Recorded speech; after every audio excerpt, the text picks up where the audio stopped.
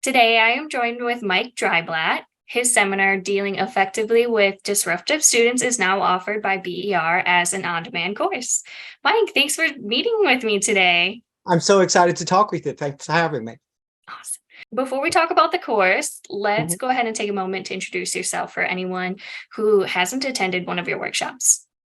Well, sure. My name is Mike Dreiblatt. I'm a former elementary school teacher. I was a middle school dean of students, a secondary principal. I'm an educational consultant. I'm an author, and I'm so excited to be here with you today and talk about our workshop.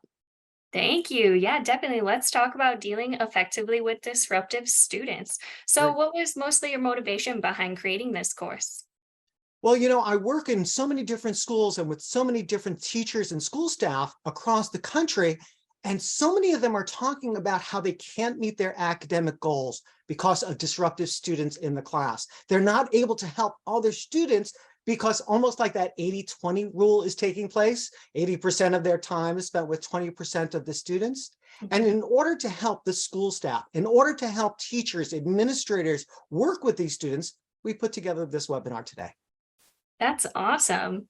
So, in the course, you describe bullying as the most disruptive behavior commonly found in schools. Do you think bullying has gotten worse in the recent years, or is it simply an issue that teachers always need to be equipped with to handle? I can tell you so many educators say that it feels like it's gotten worse over the years. The good news about bullying is every state in our country has some form of bullying prevention laws. The problem is the law in California might be different than in Missouri, which is different than New York, which might be different in Texas. And so many of these bullying prevention laws, they have so many elements to them, the investigation, what the response has to be. If teachers, if school staff could just learn to nip it in the bud before it develops into full-blown bullying, boy, that gets so much more academic time, so much more time to work with students. We keep students safer, we have less discipline problems, less referrals, and more academic time. Sure, that's awesome. So, your seminar provides a wealth of practical strategies and tools that teachers can use with their students right away.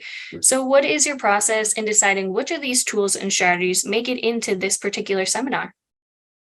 So what makes it into this particular seminar? I went around, I asked teachers, I asked school staff, administrators, teachers, what is it that you need to make a difference in your classroom? What do you find has that most bang for the buck that you can use starting tomorrow?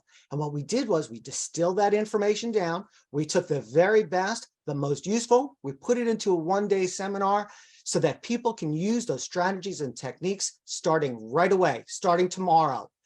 Certain professional development, they spend a lot of time on theory, and Mhm. sometimes that's good.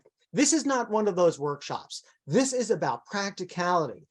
It's giving tools in that toolbox so that you can pull them out and start using tomorrow. Remind you of maybe those tools that were in the toolbox, but somehow got pushed to the side. And it's like, oh, that's a good tool. I need to bring that out. Or maybe I need to use it differently than I was using before. Or only every once in a while do I need it, but boy, it's good to have it in the toolbox so that it's there. Yeah, that's awesome.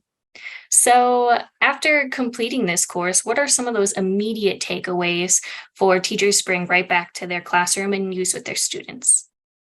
Finding out how to use a call to action so that you get students redirected right away. How to be a trauma-informed classroom to understand how trauma impacts on students, but that doesn't mean we make excuses for the behavior. How can we be trauma-informed so that we're actually more effective with getting students back onto task? How do we use visual aids in the classroom? How can we take a break, give a student that ability to leave the classroom when they need to, but making sure they're still meeting their academic goals, working in role plays, working in small groups, working in larger groups so that we actually practice the skills. So it's not just that we talk about the skills, but we actually spend time actually working on those skills. That's awesome and super exciting. I want to even take your course. So, That sounds great. Come on down. but thank you so much for your time, Mike. And just as a reminder, his on demand course, Dealing Effectively with Disruptive Students, is now available online at our BER website. Well, thanks for having me. Thank you.